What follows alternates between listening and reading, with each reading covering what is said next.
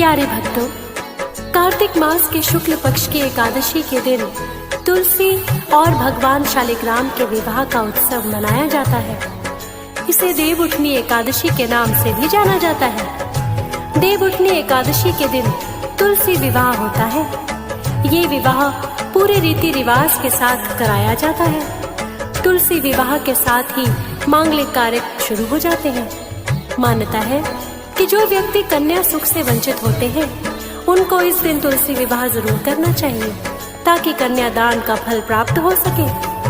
तुलसी विवाह पूजा विधि के अंतर्गत कई बातों का ध्यान रखना चाहिए। सबसे पहले तुलसी के पौधे को आंगन के बीचों बीच रखें और इसके ऊपर भव्य मंडप सजाएं। इसके बाद माता तुलसी पर सुहाग की सभी चीजें जैसे बिंदी, बिछिया, लाल चुनरी आदि चढ़ाएं। इसके बाद